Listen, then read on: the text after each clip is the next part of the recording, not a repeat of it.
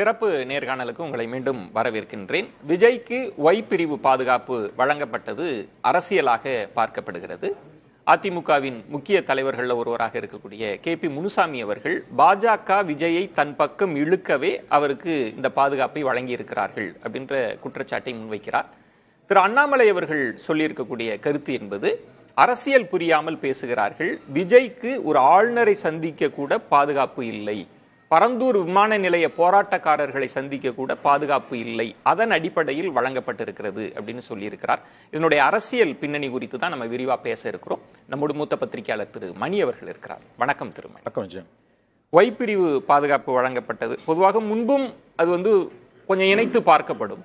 ஆனால் இந்த முறை வெளிப்படையாகவே KP முனுசாமி கேட்டிருக்காங்க, எதுக்காக பாஜக விஜயை இழுக்க பாக்குதா அப்படின்னு ஒரு சந்தேகத்தை விதைச்சிருக்கிறாங்க. இந்த பின்னணியை முதல்ல நீங்க எப்படி புரிஞ்சுக்கிறீங்க? இல்லை, கண்டிப்பாக இது அரசியல் இல்லாமல் இந்த டெவலப்மெண்ட் இருக்காதுன்னு தான் நான் நம்புகிறேன். KP முனுசாமி சொல்கிற கருத்து தான் பரவலாக அரசியல் அறிந்தவர்கள் மத்தியில் எழக்கூடிய கருத்தாக இருக்கிறது. ஏன்னா இந்த மத்திய சர்க்கார் சென்ட்ரல் கவர்மெண்ட் கொடுக்கக்கூடிய பாதுகாப்பு என்பது அவ்வளவு சுலபமாக கொடுக்க மாட்டாங்க. இதை மாநில அரசு கொடுத்துருந்ததுன்னா கூட நம்ம புரிஞ்சுக்கலாம். இதுக்கு முன்னால் இதை பேசுறதுக்கு முன்னால் இந்த இந்த இந்த பாதுகாப்பு எப்படி கொடுக்கப்படுது, கடந்த காலங்களில் யூனியன் கவர்மெண்ட் யாருக்கெல்லாம் இப்படி பாதுகாப்பு கொடுத்தாங்க, இந்த விஷயங்களை பார்த்தோன்னா தான் இதில் இருக்க இது ஒரு சர்ப்ரைசிங்கான ஒரு டெவலப்மெண்ட், ஆச்சரியமான ஒரு டெவலப்மெண்ட் நமக்கு புரியும். இப்போ விஜய் அவர்கள் கேட்டு இந்த பாதுகாப்பு கொடுக்கப்பட்டதா, அல்லது விஜய் கேட்காமலேயே மத்திய உளவுத்துறையோட அசஸ்மெண்ட் அடிப்படையில் இந்த பாதுகாப்பு கொடுக்கப்பட்டதா என்பதை நாம் கவனிக்க வேண்டிய விஷயம். வழக்கமாக மாநில அரசோ அல்லது மத்திய அரசோ ஒருவருக்கு, ஒரு தனிநபர் ஒருவருக்கு பாதுகாப்பு கொடுக்கிறார்கள். இன்றைக்கு அவர் ஒரு அரசியல் கட்சி தலைவர், நடிகராகவும் இருக்கிறார், அவருக்கு ஒரு பாதுகாப்பு கொடுக்கிறார்கள் என்றால் அந்த ப்ராசஸ் எப்படி ஸ்டார்ட் ஆகும்னா, முதல்ல அவரே பாதுகாப்பு கேட்பார், அல்லது அரசு அவர் கேட்டாலும் கேட்காவிட்டாலும் அந்த த்ரெட் பர்செப்ஷனை அவர்கள் அசஸ் பண்ணுவாங்க. அது மாநில அரசுனா மாநில உளவுத்துறையோட பல பிரிவுகள் அந்த பர்செப்ஷனை பார்ப்பாங்க. மத்திய அரசுனா மத்திய உளவுத்துறை அந்த பர்செப்ஷனை பார்க்கும், எப்படி என்ன ஏதுன்றதை பார்த்துட்டு தான் அவர்கள் அந்த இதை கொடுப்பாங்க. இந்த விஷயத்துல விஜய் அவர்கள் கேட்டாரா அல்லது கேட்காமலேயே மத்திய அரசு அவருக்கு கொடுத்ததா என்ற அந்த ஆம்பிகுட்டி இருக்குது. அப்படி என்றால் குறிப்பா எந்த செக்மெண்ட்ல இருந்து அவருக்கு இப்ப த்ரெட் இருக்குது, யார்கிட்ட இருந்து பாதுகாப்பு, அப்படியே த்ரெட்னாலும் மாநில அரசு அதை law and order is state subject, மாநில அரசு அந்த பாதுகாப்பு அவருக்கு வழங்க முடியும். நேரடியாக விஜய் அவர்களுக்கு அரசியலுக்கு ஓராண்டு காலம் ஆகக்கூடியவர், பெரிய அளவில் சமூக நிகழ்ச்சிகளில் கலந்து கொள்ளாதவர், மக்கள் போராட்டங்களில் கலந்து கொள்ளாதவர், அவர் ஒரு பெரிய நடிகர், ஒரு வளரும் கட்சியின் தலைவர், ஒரு இளம் தலைவர். அவருக்கு பாதுகாப்பு, அவருடைய உயிருக்கு ஆபத்து இருக்கிறது என்ற அரசு கருதுமையானால் அவருக்கு பாதுகாப்பு கொடுப்பதில் எந்த ஆட்சேபனையும் யாருக்கும் இருக்க முடியாது, அதை நான் ஒத்துக்கிறேன் நான். பட் எந்த பேசிஸ்ல இது கொடுக்கப்பட்டது, அப்படி என்றால் இது மத்திய சர்க்கார் நேரடியாக இந்த பாதுகாப்பு கொடுக்குதுன்னா மாநில அரசுக்கு அவர்கள் தெரிவித்தார்களா, தகவலை தெரிவித்தார்களா? ஏன்னா law and order is state subject. வழக்கமா இந்த மாதிரி த்ரெட் பர்செப்ஷன் வருதுன்னா என்ன பண்ணுவாங்க, நான் என்னுடைய நாலேஜுக்கு தெரிஞ்ச வரைக்கும் இன்டெலிஜென்ஸ் பியூரோ, மத்திய உளவுத்துறை அந்த த்ரெட் பர்செப்ஷன் உண்மையிலேயே அவருக்கு ஆபத்து இருக்கு அப்படின்னா மாநில அரசுக்கு, தலைமைச் செயலாளருக்கோ உள்துறை செயலாளருக்கோ அவர்கள் தகவல் தெரிவிப்பார்கள். அவங்க ரெக்கமெண்டேஷன்ல மாநில காவல்துறை அவங்க பர்செப்ஷன், அவங்க ஒரு அசஸ்மெண்ட் பண்ணி மத்திய அரசு தெளிவா உத்தரவு போடுதுன்னா அதை மீற முடியாது மாநில அரசால. மாநில அரசு தான் அவருக்கு பாதுகாப்பு கொடுக்கும். இங்க நேரடியாகவே மத்திய அரசு அரசியலுக்கு ஓராண்டே ஆன ஒரு அரசியல் தலைவருக்கு, ஒரு நடிகருக்கு, 25 ஆண்டுகள் நடிகராக இருக்கக்கூடியவருக்கு, அல்லது பாம்பேல இருக்கிற மாதிரி பாலிவுட்ல அவங்களுக்கு அந்த வேற த்ரெட் இருக்கு அப்படின்னா அது புரியுது நமக்கு. அந்த மாதிரி எதுவுமே இல்ல. இங்க Tamil Nadu is a peaceful state, எந்த சந்தேகமும் நமக்கு கிடையாது, அமைதி பூங்கா தான். அவங்களோட நம்ம ஒப்பிடும்போது நம்ம எங்கேயோ முன்னால தான் இருக்கோம். இந்த நிகழ்வு என்பது உண்மையிலே ரொம்ப ஆச்சரியமான ஒரு நிகழ்வு. விஜய் கேட்டு இந்த பாதுகாப்பு கொடுக்கப்பட்டதா, கேட்காமல் கொடுக்கப்பட்டதா? மத்திய அரசு த்ரெட் பர்செப்ஷன் அடிப்படையில், இன்டெலிஜென்ஸ் பியூரோ அடிப்படையில் கொடுக்கப்படுதுன்னா மாநில அரசுக்கு இந்த தகவல் தெரிவிக்கப்பட்டதா, படவில்லையா? உண்மையிலேயே அப்படி பாதுகாப்பு தேவைப்படுகிறது என்றால் வழக்கமான நடைமுறை மாநில அரசு தான் அவருக்கு பாதுகாப்பை கொடுக்கும். நேரடியாகவே மத்திய அரசு அவருக்கு பாதுகாப்பு கொடுக்க வேண்டிய அவசியம் ஏன் வந்தது? இதுல மாநில அரசோட ரோல் என்ன? அதுவும் அமைதியா இருக்குல்ல, நமக்கு வெளிப்படையா. இப்ப 24 மணி நேரம் ஆகுது. என்று காலையில பேப்பர் வந்ததுலேருந்து மத்திய அரசிடம், மாநில அரசிடமிருந்து, தலைமைச் செயலாளரிடமிருந்தோ அல்லது ஒரு டிஜிபி இடமிருந்தோ எந்த விதமான அறிக்கையும் வரல. ஏன்னா இது அவங்க அத்தாரிட்டியை சேலஞ்ச் பண்ற வேலைன்றது என்னுடைய கருத்து. மாநில அரசோட அதிகாரத்தில் தலையிடக்கூடிய ஒரு விஷயமாகவும் நான் இதை பார்க்கிறேன். எனக்கு தெரியல, பட் நான் அப்படிதான் இதை பார்க்கிறேன். கடந்த காலங்களில் 2 நிகழ்வுகளை நான் உங்களுக்கு இதை சொல்றேன். 2003 தி ஹிந்து ஆங்கில நாளிதழுக்கு எதிராக அன்றைய ஜெயலலிதா அரசாங்கம், மாநில சட்டமன்றம் உரிமை மீறல் பிரச்சனையை கையில் எடுத்து 5 பேருக்கு, இந்து எடிட்டர்ஸ், பிரிண்டர்ஸ், ரிப்போர்ட்டர் உட்பட 5 பேருக்கு கைது வாரண்ட் 15 நாள் சிறை தண்டனை விதித்து அவர்களை கைது செய்ய போன பொழுது 2003 ஜூலை அல்லது ஆகஸ்ட்ல அவர்கள் தப்பித்து டெல்லிக்கு போனார்கள். அப்புறம் சுப்ரீம் கோர்ட்ல அது ஒரு வெள்ளிக்கிழமை மத்தியானம் நடந்தது. அவங்க சனிக்கிழமை நைட்டே சுப்ரீம் கோர்ட்டை மூவ் பண்ணி திங்கட்கிழமை காலையில பெயில் வாங்கிட்டாங்க. அவருடைய கைது நடவடிக்கை தவிர்க்கப்பட்டது. அந்த திங்கட்கிழமைக்கு அடுத்த நாள், ஐ திங்க் செவ்வாய்க்கிழமையோ புதன்கிழமையோ, அன்றைக்கு மத்திய வாஜ்பாய் அரசில் உள்துறை அமைச்சர் அத்வானி அவர்களுடைய உத்தரவின் பேரில் இந்த ஹிந்து ஆங்கில நாளிதழ் அலுவலகத்துக்கு சிஐஎஸ்எஃப் ப்ரொடெக்ஷன் போடுறதுக்கு 200 கமாண்டோஸ் அனுப்புறதுக்கு அத்வானி உத்தரவு போட்டார். அதாவது அப்போ ஹிந்து பேப்பருக்கும் அன்றைய அரசுக்கும் பெரிய மோதல் இருந்தது. ஆகவே இந்து நாளிதழை வந்து அவங்கள அந்த அலுவலகத்தை பாதுகாக்கணும்னு 200 கமாண்டோஸ் போறது சிஐஎஸ்எஃப் ப்ரொடெக்ஷனுக்கு அத்வானி உத்தரவு போட்டார். அப்ப ஜெயலலிதா அவர்கள் அந்த உத்தரவு காலையில 11 மணிக்கு வந்த பொழுது இமீடியட்டா அடுத்த 2 மணி நேரத்தில் என்று நினைக்கிறேன் உள்துறை அமைச்சர் அத்வானி அவர்களுக்கு கடிதம் எழுதினார். இது என்னை இழிவுபடுத்துவதாக இருக்கிறது, மாநில அரசுடைய ஆளுகைக்கு உட்பட்டது, அப்படி எந்த ஆபத்தும் அவர்களுக்கு இல்லை அப்படின்னு சொன்னோன்னே அன்று மாலை 5 மணி அளவில் என்று நினைக்கிறேன், அதான் அந்த உத்தரவு பிறப்பிக்கப்பட்ட 6 மணி நேரத்திலேயே அந்த உத்தரவு வாபஸ் வாங்கப்பட்டது. அதுக்கு பிறகு சிச்சுவேஷன் ஸ்மூத் ஆயிடுச்சு, ஒரு பிரச்சனை இல்லை. ரெண்டாவது நிகழ்வு அதுக்கு ஒரு கிட்டத்தட்ட 10 ஆண்டுகளுக்கு முன்பு 92-93 டாக்டர் சுப்பிரமணிய சுவாமி அவர்கள் ஜெயலலிதாக்கு எதிராக அரசியல் நிகழ்வுகளை பண்ணி கொண்டிருக்கும் போது முதல்ல ஒரு மாதம் அவர் டெல்லியிலேருந்து வரும்போது டெல்லியிலேருந்து 2 போலீஸ் கமாண்டோஸை கூட்டிட்டு வருவார். அப்போ ஒரு சிக்கல் வந்தது. அதாவது அவர்கள் ஏதாவது சாமி மீது தாக்குதல் நடந்து அவர்கள் ஃபயர் ஓபன் பண்ணாங்கன்னா லோக்கல் போலீஸ் உதவி இல்லாம அவங்க அனுமதி இல்லாம எப்படி ஆபரேட் பண்ண முடியுன்ற சட்ட சிக்கல்கள் வரும் என்று சொல்லப்பட்டதால் அன்றைய நரசிம்மராவ் அரசு டாக்டர் சுவாமி அவர்களுக்கு சிஆர்பிஎஃப் ப்ரொடெக்ஷன் கொடுத்தது. அதற்கு பிறகு பல ஆண்டுகள் அவர் சிஆர்பிஎஃப் ப்ரொடெக்ஷன் தான் இருந்தார். நான் ஏன் இதை சொல்றேன்னா, தமிழக அரசியல் வரலாறுல இந்த 2 நிகழ்வுகளை நாம் வைத்து பார்க்கும்பொழுது மத்திய அரசு ஒரு நிறுவனத்திற்கோ அல்லது தனியாருக்கோ இந்த மாதிரியான பாதுகாப்பு கொடுத்த என்ற நிகழ்வு கடந்த காலங்கள் இப்படி நடந்திருக்குது. மாநில அரசு வந்து ஜெயலலிதா அவர்கள் எனக்கு இன்னமும் நன்றாக நினைவு இருக்கிறது. ஹிந்து விஷயத்துல உடனே சார்ட் அவுட் ஆயிடுச்சு. சுப்பிரமணிய சாமி அவர்கள் ஜெயலலிதாக்கு எதிராக நிறைய பிரச்சனை பண்ணிட்டு இம்சை கொடுத்துட்டு இருக்கும்போது ஒரு கட்டத்துல ஜெயலலிதா அவர்கள் அன்றைய உள்துறை அமைச்சர் எஸ்பி சவான் அவர்களுக்கு நீங்கள் தயவு செய்து சிஆர்பிஎஃப் பாதுகாப்பை சுவாமிக்கு கொடுப்பதை வாபஸ் வாங்குங்கள், அந்த கவரை ரிமூவ் பண்ணுங்கன்னே ஒரு கடிதம் எழுதுனாங்க, எனக்கு நன்றாக நினைவு இருக்கிறது.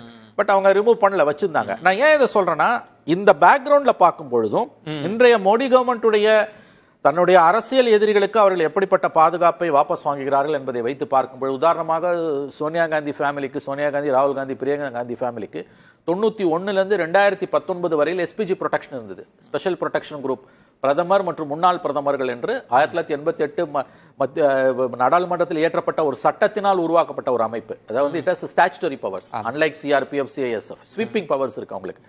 அது வந்து ஓராண்டுக்கு 10 ஆண்டுகளுக்கு ஒரு முறை வந்து நீட்டிக்கப்படும் பிரதமர்கள் ஓய்வு பெற்ற பிறகும். அது வாஜ்பாய் அரசுல வந்து 99 ஆண்டுக்கு ஒரு முறை நீட்டிக்கணும்னு கொண்டு வந்தாங்க. 2019 வரைக்கும் 20 ஆண்டுகள் நீட்டிக்கப்பட்டது. 19 எஸ்பிஜி ப்ரொடெக்ஷனை பிரதமரை தவிர வேறு யாருக்கும் கொடுக்க கூடாது என்று சோனியா காந்தி, ராகுல் காந்தி, பிரியங்கா காந்தி கொடுக்கப்பட்ட அந்த பாதுகாப்பு வாபஸ் வாங்கப்பட்டு அதற்கு பிறகு அவர்களுக்கு சிஆர்பிஎஃப் ப்ரொடெக்ஷன் தான் கொடுக்கப்படுது.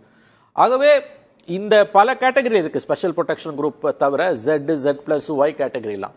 இவ்வளவு தூரம் நான் இந்த விஷயத்தை ஏன் சொல்றேன்னா, முதல்ல த்ரெட் பெர்செப்ஷன் விஜய்க்கு என்ன, ஒய் ப்ரொடெக்ஷன் கொடுக்கிற அளவுக்கு விஜய்க்கு என்ன ஆபத்து வந்தது? நீங்க சொன்னதுல 2 முக்கியமான புள்ளிகள். ஒரு பார்வை இருக்கு, அரசியல் எதிரிகளுக்கான பாதுகாப்பை விலக்கிக் கொள்கிறது மத்திய அரசு. ஆமா, இவருக்கு ஏன் கொடுத்தாங்க? முதல்ல விஜய் அவர்கள் இதை கேட்டாரா? மாநில அரசு உளவு அமைப்பு ரோல் என்ன? இது நிறைய கேள்விகள் இருக்கு, அதுக்கான விடை தேடணும். இதுல திரு அண்ணாமலை அவர்கள் சொல்றது, இப்ப இதற்கு முன்பு பரந்தூர் விமான நிலையத்துல ஏன் இறங்கி பார்க்கலன்னா, ரசிகர்களுடைய கூட்டம் அதிகமாயிடும், தொந்தரவாயிடும். ஏன் பனையூர்லயே வந்து நலத்திட்ட உதவிகள் செஞ்சாங்கன்னா ரசிகர்கள் கூடிடுவாங்கன்ற அளவுல தான் விஜய் தரப்புலயே சொல்லப்பட்டது. ஆனா திரு அண்ணாமலை என்ன சொல்றாருன்னா, விஜய் நடமாடுவதற்கே பாதுகாப்பு இல்ல, அவர் ஆளுநர் சந்திக்கிறதுக்கு பாதுகாப்பு இல்லாம இருக்கு, பரந்தூர் போறதுக்கு பாதுகாப்பு இல்லாம இருக்குன்னு சொல்வதை எப்படி புரிஞ்சுக்கல? அந்த இடம் தான் முக்கியமான அரசியல் பேச்சு. விஜய்க்கு ஒரு ஆபத்தும் இல்லைன்னு தான் நான் பாக்குறேன். விஜய்க்கு வந்து அப்படிலாம் தமிழ்நாடு கவர்மெண்ட் மேல திமுக அரசின் மீது எனக்கு 1000 விமர்சனம் உண்டு. ஆனா இங்க வந்து தலைவர்களுக்கு பாதுகாப்பு இல்லாத சூழல் நிலவுது அல்லது திமுக அரசு பிரிவினைவாதத்தை பேசுனதெல்லாம் அபத்தமான குற்றச்சாட்டுகள். அப்படிலாம் எதுவும் இல்லை. இங்க வந்து தலைவர்களுக்கு உரிய பாதுகாப்பு இருக்குது. இங்க எந்த விதமான அச்சுறுத்தலும் தலைவர்களுக்கு இல்லைன்னு தான் நான் பாக்குறேன். அப்படி பாத்தீங்கன்னா விஜயை விட அதிக வாக்கு வங்கி இருப்பதா நிரூபிக்கப்பட்ட சீமானுக்கு எதுக்கு ஒய் பாதுகாப்போ, Z பாதுகாப்போ, X பாதுகாப்போ கொடுக்கல? நீங்க சீமானுக்கும் சேர்த்து கொடுக்க வேண்டியதானே, எல்லாருக்கும் கொடுங்க, இல்லாட்டி அதுக்கு ஒரு ஓட் பர்சன்டேஜ் வைங்க. ஒருவேளை ஆளுநரிடம் முறையிட்டு இருப்பாரா? அது விஜய் விஜயன் நீங்க இது எவ்வளவு இந்த விஷயம் ரொம்ப வினோதமா இருக்கு. நான் என் அனுபவத்தில் கிட்டத்தட்ட 40 ஆண்டுகள் அனுபவத்தில் இப்படி ஒரு வினோதமான சூழ்நிலையை பார்க்கல. பாதுகாப்பு கேட்டு கொடுத்தாங்களா கேட்காம கொடுத்தாங்களா தெரியல. மத்திய அரசு பாதுகாப்பு வருதுன்னா மாநில அரசு ரியாக்ட் பண்ணும். இப்ப நான் ஜெயலலிதா சிஐஎஸ்எஃப் இந்துக்கு கொடுக்கும்போது ஜெயலலிதா ரியாக்ட் பண்ணாங்க. அந்த மாதிரி எந்த ரியாக்ஷனும் இல்ல. சுவாமிக்கு சிஆர்பிஎஃப் கூட ப்ரொடெக்ஷன் ஒரு கட்டத்துல அந்த அம்மா வந்து வாபஸ் வாங்கன்னு எழுதினாங்க. இது அந்த அம்மா கண்ணை உறுத்திக்கினே இருந்தது. ஒரு மாநில அரசுக்கு, ஒரு மாநில எலெக்டட் கவர்மெண்ட், இது ஒரு மக்களால் தேர்ந்தெடுக்கப்பட்ட அரசு, சட்டம் ஒழுங்கு மாநில அரசின் அதிகாரத்திற்கு உட்பட்டது, மாநில முதலமைச்சரின் கட்டுப்பாட்டில் நேரடியாக காவல்துறை இயங்குகிறது. ஒரு முக்கியமான, அதாவது அவர் திமுக தான் தன்னுடைய முக்கியமான எதிரின்னு சொல்லிட்டாரு. அவர் ஒரு வளர்ந்து வரக்கூடிய இளம் தலைவர், அவர் ஒரு முக்கியமான தலைவர். இன்னைக்கு அவருக்கு ஒரு பாதுகாப்பு கொடுக்குறாங்கன்னா, மாநில அரசை மீறி மத்திய அரசு நேரா பாதுகாப்பு கொடுக்குதுன்னா அது திமுக அரசு சீண்டி பார்க்கக்கூடிய வேலை. இது வந்து சட்டம் ஒழுங்கு மாநில அரசின் ஆளுகைக்கு உட்பட்ட விஷயம்னு பார்க்கும்போது இது ரொம்ப வினோதமா இருக்குது. எனக்கு இது சரியா கூட படல. இது ஸ்டேட் கவர்மெண்ட் தானே அவருக்கு ப்ரொடெக்ஷன் கொடுக்கணும். டைரக்டா நீ எப்படி வந்து கொடுப்ப அவருக்கு? அப்ப இதற்கு பின்னால் ஏதாவது அரசியல் கண்டிப்பாக இருக்கும், கண்டிப்பா இருக்கும் தான் நானும் நம்புறேன். இது எல்லாருக்குமே, நம்ம எதுக்கு சில பேர் மனசுல வச்சுட்டு சொல்லாம இருப்பான், பல பேர் சொல்றாங்க, நான் சொல்லிடுறேன். இது பின்னால அரசியல் கண்டிப்பா இருக்கு. இதுக்கு பின்னால பிஜேபியோட அரசியல் கண்டிப்பா இருக்கு. இது ரொம்ப, என்ன பொறுத்த வரைக்கும் இது வந்து இதெல்லாம் கூட்டாட்சி தத்துவத்தை டிஸ்டர்ப் பண்ற விஷயம். விஜயோட உயிருக்கு உண்மையிலே ஆபத்து இருக்குன்னா அவருக்கு பாதுகாப்பு கொடுக்கறதுல யாருக்கும் ஆட்சேபனை இருக்க முடியாது. ஏன்னா ஒரு உயிர் கூட இங்க போகக்கூடாது. யாரா இருந்தாலும், நம்முடைய எதிரிகளாக இருந்தாலும், அதுல எந்த மாற்று கருத்தும் யாருக்கும் இருக்க முடியாது. அப்படி அவருக்கு பாதுகாப்பு இல்லைன்னா மாநில அரசை சொல்லி மாநில அரசுக்கு தான் நீங்க அந்த பாதுகாப்பு, மாநில அரசு மூலம் அந்த பாதுகாப்பை கொடுப்பது தான் முறையானது. சட்டம் ஒழுங்கு, law and order state subject. இதுல இன்னொரு விஷயம் நீங்க கவனிங்க. அவங்க என்ன சொல்றாங்க, சம்பித் பாத்ராக்கு Z+ கேட்டகரி, மணிப்பூருக்குலாம் அவர் போறாரு பிஜேபி எம்பி. விஜய் அவர்களுக்கு Y+ பாதுகாப்பு, ஆனால் இந்த பாதுகாப்பு தமிழ்நாட்டுக்குள்ள மட்டும்தான் கொடுக்கப்படும்ன்றாங்க. இப்ப நாளைக்கு அவர் டெல்லிக்கு போறாரு ஒரு சினிமா ஷூட்டிங்னா அங்க அவருக்கு Y பாதுகாப்பு கிடையாது. அப்ப இவங்க வந்து தமிழ்நாட்டுக்குள்ள அவருக்கு பாதுகாப்பு, தமிழ்நாட்டுக்குள்ள மத்திய அரசு தான் அவருக்கு பாதுகாப்பு கொடுக்கணும். இது மாநில அரசு, மாநில காவல்துறையை சீண்டி பார்க்கிற வேலை. இதுக்கு பின்னால ஒரு அரசியல் இருக்கு. நீங்க அப்படி பாத்தீங்கன்னா சம்பித் பாத்ரா கொடுத்த மாதிரி தமிழ்நாடு பூரா எங்க போனா, இந்தியா பூரா அவர் எங்க போனாலும், இந்தியாவுக்குள்ள எங்க போனாலும் Y பாதுகாப்பு விஜய்க்கு கொடுக்கும்னு சொன்னா கூட ஒரு 10% லாஜிக் உண்டு. தமிழ்நாட்டுக்கு உள்ள மட்டும்தான் அவருக்கு பாதுகாப்பு அப்படின்னா, தமிழ்நாட்டுக்கு வெளியில ஒரு ஷூட்டிங் போறாரு, இப்ப உதாரணத்துக்கு ஒரு புட்டபர்த்திக்கு போவாரு, சாய்பாபா கோயிலுக்கு போவாரு, அங்க கர்நாடகா கவர்மெண்ட், அங்க எந்த பாதுகாப்பும் இல்ல. அப்ப இங்க இருக்க ஒரு எலெக்டட் கவர்மெண்ட்டை சீன்ற வேலை தானே இது. இதுல இன்னொன்றும் இருக்குல்ல. இப்போ KP முனுசாமி அவர்கள் சொல்றது, நீங்க தன் பக்கம் இழுக்க முயற்சிக்கிறீங்களா அப்படின்னு. இன்றைக்கே விவாதம்லாம் வந்துருச்சு, விஜய்க்கு ஏன் பாஜக வருது, அப்போ இவர் பாஜகவோட பி டீமா, இப்படி எல்லாம் விவாதங்கள் தொடங்கிருச்சு. அப்படின்னா இதை எதுக்காக பாஜக செய்யணும்ன்ற ஒரு கேள்வி இருக்குல்ல. இதுக்கு பின்னால அரசியல் இருக்குன்னா இதை ஏன் செய்யணும் பாஜக? இல்லங்க, இப்ப இந்த பி டீம் சி டீம் நான் யாரையும் கொச்சப்படுத்தலாம் விரும்பலங்க. அது வந்து அரசியல், அது வந்து பச்சை அரசியல், அது ரொம்ப சீப் பாலிடிக்ஸ். நான் இதுல இருக்கக்கூடிய லீகல் இஷ்யூஸையும் மாரல் இஷ்யூஸையும் எப்படி இது நடைமுறைப்படுத்தப்படுதுன்றதையும் பார்க்குறேன். ஒரு சாஃப்ட் கார்னரை விஜய் பக்கம் பிஜேபி டெவலப் பண்ணுது. இதுல ஒரு அரசியல் நோக்கம் இருக்குது. இவங்க உயிருக்கு உண்மையிலே அச்சுறுத்தல் இருக்கக்கூடியவங்களுக்கு எஸ்பிஜி ப்ரொடெக்ஷன் வாபஸ் வாங்கினாங்க. 2 பிரதமர்களை பலி கொடுத்த ஒரு நாடு, 2 உறுப்பினர்களை பலி கொடுத்த ஒரு குடும்பம், இந்திரா காந்தியும் ராஜீவ் காந்தியும், ஒரு பிரதமர், முன்னாள் பிரதமர். ஒரு மிகப்பெரிய அளவில் அவங்களுக்கு த்ரெட் பர்செப்ஷன் இருக்குது. சீக்கிய தீவிரவாதிகளால் இருக்குது, இங்க இருக்கக்கூடிய இலங்கை பிரச்சனையால அவங்களுக்கு இருக்குது, நாடும் வடகிழக்கு பிரச்சனையால இருக்குது. பலராலையும் காந்தி குடும்பத்துக்கு, நேரு காந்தி குடும்பத்துக்கு த்ரெட் இருக்குது. அவங்களுக்கு எஸ்பிஜி ப்ரொடெக்ஷன் வாபஸ் வாங்குறீங்க. இதே மாதிரி வந்து பல இடங்கள்ல பிஜேபி யாரெல்லாம் ஸ்ட்ராங்கா அப்போஸ் பண்றாங்களோ அவங்களுக்கான செக்யூரிட்டி கவரை குறைக்கிறாங்க அல்லது வாபஸ் வாங்குறாங்க. அதுக்கு வந்து உளவுத்துறை ரிப்போர்ட்டை காரணம் காமிக்கிறாங்க. அது எப்படி வேணா இருக்கட்டும். இங்க இது வந்து வெறுமனே வந்து பாலிடிக்ஸ் மட்டும் இல்ல, இது ஒரு மாநில அரசு, தேர்ந்தெடுக்கப்பட்ட மாநில அரசை சீண்டி பார்க்கிற வேலைன்னு நான் பார்க்கிறேன். ஒரு காவல்துறையை மாநில அரசின் அதிகாரத்தை சீண்டி பார்க்கறது ஒன்று. இன்னொன்று, ஒருவேளை இது ஒரு அரசியல் கணக்கா பேசுறதுனால, இப்ப சி ஓட்டர் கருத்து கணிப்பு முன்பு கூட பேசணும். அவர் நிறுவனர் சொல்றாரு இவங்க எல்லாம் ஒண்ணு சேர்ந்தா அப்படின்ற இடத்தில் ஒருவேளை தாவேக்காவை கூட தங்கள் அலைன்ஸ்க்கு கொண்டு வருவதற்கான ஒரு அப்ரோச்சா இதை பார்க்க முடியும். பார்க்கலாம், அப்படின்னு தான் பார்க்கணும். உண்மையா அதான், ஓப்பனா எதுக்கு மறைக்கணும்? அதுவும் பிஜேபியோட நோக்கமா இருக்கலாம். விஜய் வந்து அதுக்கு அடி பண்ணிறாரா பண்ணலையா அது எனக்கு தெரியாது. ஆனா ஒண்ணு தெரிஞ்சுக்கோங்க, மனித உளவியல் இந்த மாதிரி வந்து திடீர்னு பாதுகாப்பு, அது மக்கள் அடுத்த மாசம் அவர் வந்து பாத யாத்திரை போறாருலாம் சொல்றாங்க. அவர் வந்து இந்த மாதிரி பாதுகாவலர்கள், துப்பாக்கி ஏந்திய பாதுகாவலர்கள் இருக்கும்போது அவரை அறியாமலேயே வந்து ஆன்டி பிஜேபி ஸ்பீச்சஸோ சென்டிமெண்ட்டோ கொஞ்சம் குறையறதுக்கு வாய்ப்பு உண்டு. இதால மட்டுமே இல்லை, நான் அறியாமலே வாய்ப்பு உண்டு அவருக்கு. அவர் நாளைக்கு இதை வச்சு பாதுகாப்பை வச்சு பிஜேபி பக்கம் போவாரா போகலையான்னு என்னால சொல்ல முடியாது. போக மாட்டார் நான் நம்புறேன். ஆனா பிஜேபியோட நோக்கம் அவரை தாம் பக்கம் இழுக்கிறதுக்கு தான் இதை பண்ணிருக்காங்கன்றது உண்மை. இதுல இன்னொன்றும் இருக்குல்ல. இப்ப பாதுகாப்பு, பிரிவு பாதுகாப்பு அப்படின்னா சிலர் இப்போதே எழுத ஆரம்பிக்கிறது, ஒரு கண்காணிப்பு வளையத்துக்குள்ள அவர் இருந்துட்டு இருப்பார். இப்ப எலெக்ஷன் நெருங்குது, கூட்டணி பேச்சுவார்த்தைகள், தலைவர்கள் சந்திக்கலாம், அது மாதிரி ஏதாவது இல்ல அப்படி பார்க்கலாம். அதுக்கு போய் வந்து பாதுகாப்பு எல்லாம் கொடுக்க மாட்டாங்க. அதுக்கு இன்னைக்கு இன்டெலிஜென்ஸ் பியூரோ பவர்ஃபுல்லான உளவுத்துறை அதிகாரிகள் மத்திய மாநில அரசுல ஸ்டேட் போலீஸ்லயும் இருக்காங்க, சென்ட்ரல் கவர்மெண்ட்லயும் இருக்காங்க. ஒருத்தனுக்கு பாதுகாப்பு கொடுத்து தான் இப்ப நாளைக்கு ஒருத்தருக்கு ஸ்டேட் போலீஸ் பாதுகாப்பு கொடுக்குதுன்னா அவர் சீமானு இப்ப கொடுக்குறாங்க, சீமானுக்குன்னு வச்சுக்கோங்களேன். சீமானோட மூவ்மெண்ட் என்ன, அல்லது விஜய்க்கு ஸ்டேட் போலீஸ் பாதுகாப்பு கொடுக்குன்னா அந்த பாதுகாப்பை வச்சுதான் அவங்க கண்டுபிடிக்கலாம் அவசியமே கிடையாது. இன்னைக்கு systems are in place, human இன்டெலிஜென்ஸும் இருக்குது, எக்யூப்மெண்ட்ஸும் இருக்குது. அதற்காக போய் விஜய்க்கு வந்து சிஆர்பிஎஃப்ல இருந்து 12 கமாண்டோஸ் அனுப்புறாங்கன்றதெல்லாம் வந்து என்னால் ஏற்றுக்கொள்ள முடியாது. வானளாவிய அதிகாரம் இன்னைக்கு டெக்னாலஜி இருக்கு, எங்கேயோ போய் வேணாலும் அதற்காக இதை செய்ய மாட்டாங்க. இதுல ஃபண்டமெண்டல் இஷ்யூ நான் மறுபடியும் சொல்றேன், விஜய் கேட்டு கொடுக்கப்பட்டதா கேட்காமல் கொடுக்கப்பட்டதா, ரெண்டாவது என்ன த்ரெட் அவருக்கு இருக்கு, மூணாவது அப்படியே த்ரெட் இருக்குன்னா மத்திய அரசு வழக்கமா மாநில அரசுக்கு சொல்லி நீங்கள் பாதுகாப்பு கொடுங்க தான் சொல்லுவாங்க. பொதுவா அப்படிதான் சொல்லுவாங்க. நேரடியா அவங்க கொடுக்கறதுன்றது அது வழக்கமா இல்ல, அது சீண்டி பாக்குறது தான். ஆனா இதுல இன்ட்ரெஸ்டிங்லி மாநில அரசும் ரியாக்ட் பண்ணல, விஜயும் ரியாக்ட் பண்ணல. என்ன காரணம்? ரெண்டு பேருமே என்ன அமைதியா இருக்கிறது? இன்னைக்கு அது ஒரு பேசு பொருளா மாறுது அப்படின்னா இமிடியேட்டா நாளைக்கு கேட்கணும், டிஜிபியை கேட்கணும், சீஃப் செக்ரட்டரியை கேட்கணும், மீடியா கேட்கணும். இப்ப இன்னைக்கு காலையிலேயே மீடியா கேட்டிருக்கணும். அதை இன்னைக்கு காலையில மீடியா சீஃப் செக்ரட்டரி அப்ரோச் பண்ணி அல்லது டிஜிபி அப்ரோச் பண்ணி ஏன் எந்த மீடியாவும் கேட்கல? மீடியாவோட ரோல் அது. சாரி, நான் யாரையும் குறை சொல்றதா நண்பர்கள், மீடியா நண்பர்கள் நினைக்க வேண்டாம். மீடியாவோட ரோல் என்னன்னா, இன்னைக்கு காலையில அந்த நியூஸ் பார்த்தோன்னா எனக்கு ஷாக்கிங்கா இருந்தது, சர்ப்ரைஸா இருந்தது.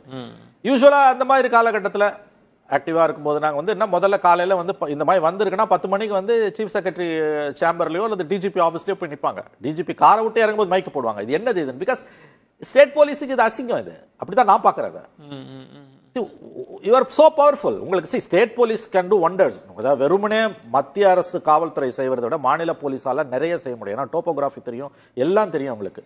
அப்படி இருக்கும்போது அவங்க அத்தாரிட்டியை மீறி நீங்க எப்படி போறீங்க? சரி, யாருக்கு திறமை அதிகன்றதை விட்டுருங்க. It's a question of principle. வந்து நீங்க டிஜிபியோ சீஃப் செக்ரட்டரியோ அல்லது ஈவன் முதலமைச்சரோ யாரையாவது கவர்மெண்ட்ல இன்னைக்கு மீடியா ஏன் 12 மணி நேரமா அப்ரோச் பண்ணி கேட்கல? அவர் கேட்டு கொடுத்தீங்களா? என்ன த்ரெட் பர்செப்ஷன்? அப்படி இருந்தா கூட மாநில அரசு தான் இதை செய்யணும். எதற்காக நேரடியாக கொடுக்கிறார்கள்? இது உங்கள் அதிகார வரம்பில் தலையிடவில்லையா? உங்களுக்கு தெரிஞ்சு இந்த உத்தரவு வந்ததா, தெரியாமல் வந்ததா? டிஜிபியை கேட்கணும். இது முக்கியமான கேள்வி. இதுக்கு விடை தேடணும். டிஜிபி கிட்ட நீங்க கேட்க வேண்டிய கேள்வி, அவங்க டைரக்டா ப்ரொடெக்ஷன் அக்கார்ட் இது பண்றாங்கன்னா உங்களுக்கு சார் உங்களுக்கு இது தெரியுமா தெரியாதா? அப்ப எதையுமே வந்து மீடியாவும் போய் வந்து ப்ரோப் பண்ணல. நீங்க சொன்ன இதுல ஒரு அடிப்படையான அம்சம், இதற்கு முன்பாக அதற்கான காரணிகளை அடுக்குவாங்க. ஏன் இவங்களுக்கான ஒரு நான் சொல்றேன், கலைஞருக்கு ப்ரொடெக்ஷன் 93 திமுக எப்படி உடைஞ்சது? அக்டோபர்ல ஒரு பிரஸ் மீட்டிங் ஞாயிற்றுக்கிழமை கலைஞர் காலையில வச்சு சொல்றாரு, அன்றைய சீஃப் செக்ரட்டரி டி வெங்கட்ராமன் எனக்கு கடிதம் எழுதியிருக்கிறார், விடுதலை புலிகளால், வைகோ மூலம் விடுதலை புலிகளால் உங்களுக்கு உயிருக்கு ஆபத்து வருகிறது, ஆகவே தயவு செய்து காவல்துறையுடைய பாதுகாப்பை ஏற்றுக்கொள்ளுவேன். அப்பதான் 2 கன்மன் அவர் கலைஞருக்கு கொடுக்குறாங்க. 91 ஆட்சி இழந்த கலைஞர் 93 வரைக்கும் அவருக்கு பாதுகாப்பே கிடையாது. தனி மனுஷனா தான் ஆட்டோ இதுல கார்ல வருவார். நல்லா ஞாபகம் இருக்கு, ஒரு தடவை அறிவாலயத்தில் 92 கார் பஞ்சராயி நின்று ஆட்டோல வந்தாரு கலைஞர், தனி ஆளா. கலைஞருக்கு 93 தான் இந்த காவல்துறை பாதுகாப்பு கொடுக்கப்படுது. அப்ப முறையா சீஃப் செக்ரட்டரி கிட்ட இருந்து லெட்டர் வருது. அதுக்கு பிறகு அவர் சிஎம் ஆறாரு, என்எஸ்டி, அது வேற விஷயம். ஆகவே டிஜிபிய ரிப்போர்ட்டர்ஸ் கேட்கணும், இது இந்த உத்தரவு உங்களுக்கு வந்ததா வர இல்ல அத government, whether it is chief secretary or DGP or chief minister, அரசு தரப்புல இருந்து உங்களுக்கு இது தெரியுமா தெரியாது. ஏன்னா இது ரொம்ப அன்யூஷுவலா இருக்கு. என்ன பொறுத்தவரையில் இது டிஸ்டர்பிங் ஆனது. இது வந்து கூட்டாட்சி தத்துவத்திற்கு நல்லது சேர்க்குமான்னு எனக்கு தெரியல. மாநில அரசு தான் இதை செய்யணும். அவருக்கு உயிருக்கு ஆபத்து இருக்குன்னா பாதுகாப்பு கொடுப்பதில் யாருக்கும் ஆட்சேபனை இல்லை. போதிய பாதுகாப்பு அவர் கொடுக்கலாம். முதல்ல மாநில அரசு தான் அதை செய்யணும். நிறைவா ஒரு கேள்வி, இதற்கு பின்னணியில் ஒரு அரசியல் இருக்கு அப்படின்னா இதற்குள் ஒரு அரசியல், ஒரு யூக விதைகளை நம்ம விதைச்சு பாக்குறப்ப அது யூக விதை இல்லாம பார்க்க முடியாது. அப்ப பாஜகவினுடைய நோக்கம் எல்லாரையும் ஒரு அணிக்குள் கொண்டு வருவதற்கான முயற்சி, அதற்கான சமிக்கைகளை கொடுக்குது. ஆமா, எல்லாரையும் ஒண்ணு சேர்த்து திமுக கவர்மெண்ட்டை வீட்டுக்கு அனுப்பணும்ன்றது அவங்க நோக்கம். அதுக்கு விதவிதமா அவங்க காய்களை நகர்த்துறாங்க. அதுல ஒரு காய் நகர்த்தல் தான் இதுன்னு நான் பாக்குறேன். நன்றி திரு மணி, விரிவான பார்வைகளை. நன்றி விஜயன், நன்றி. மற்றொரு நிகழ்ச்சியில் உங்களை சந்திக்கிறேன். அதுவரை உங்களிடமிருந்து விடைபெறுகிறேன். நன்றி, வணக்கம்.